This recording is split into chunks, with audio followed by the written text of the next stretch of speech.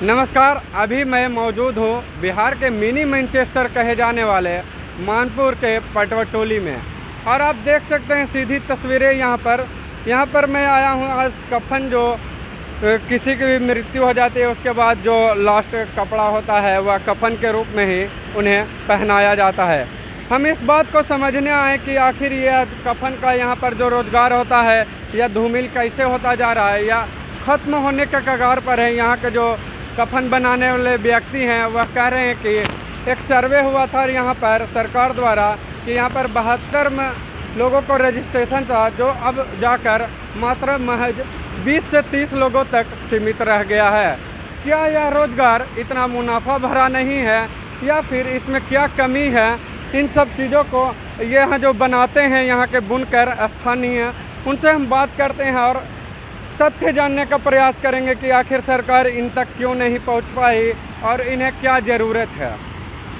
आइए जी, बताइए कि यह जो रोज़गार है आप बता रहे हैं कि ख़त्म होने के कगार पर है, कैसे हुआ ये?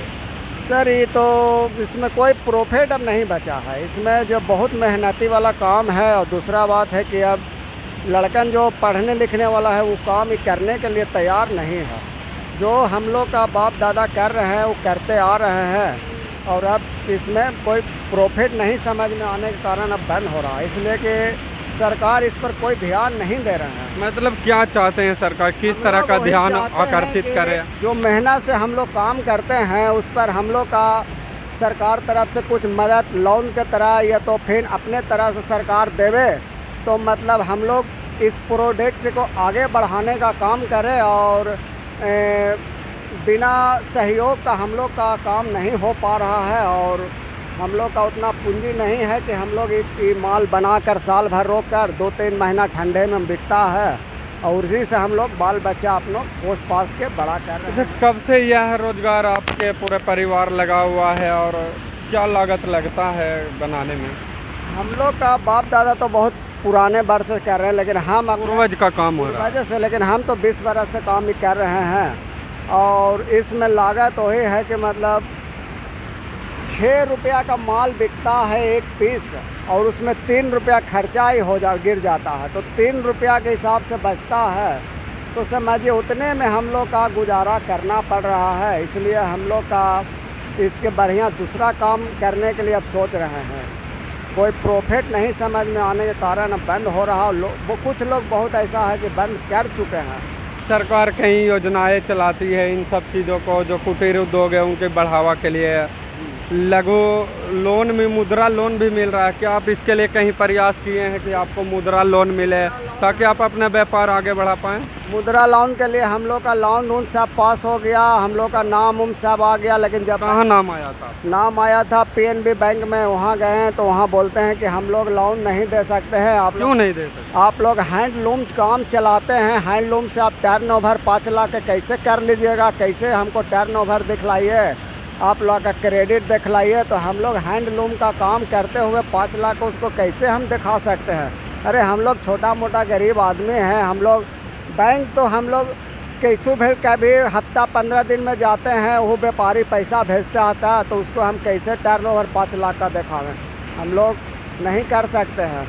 या आप हाथ से बनाते हैं या भी पटवा समाज जो यहाँ के बुनकर लोग हैं वहाँ पर कुछ पॉलिस्टर से मशीन भी, जो आधुनिक मशीनें हैं यहाँ पर, उस पर भी बनता है, उसके लिए कहीं प्रयास किए हैं कि वो मशीनें आप तक पहुँचे?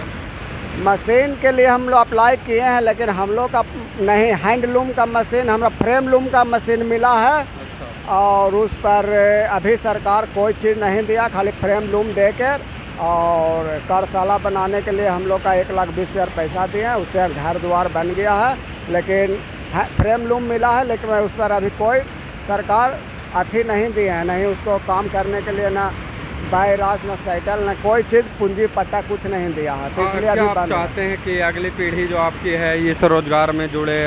हम लोग चाहते हैं कि अगर सरकार ध्यान देंगे बढ़िया से तो हम आगे वाला पीढ़ी करेंगे, नहीं तो हम तो लगता है कि साल से 2 साल आते आते पूरे मानपुर में हैंडलूम ख़त्म हो जाएंगे। अच्छा, ये जो बनाते हैं आप, कहाँ कहाँ इनका बाज़ार है, कहाँ बेचते हैं ये? हम फतुहा जाते हैं, पटना जाते हैं, गया धाम में जाते हैं, नवादा में जाते हैं, बहुत जगह जाते हैं, लेकिन जब मांग रहता तब जाते हैं। ऐसे माल ही ज़्यादा ठंडे में बिकता है, गर्मी में नहीं बिकता है।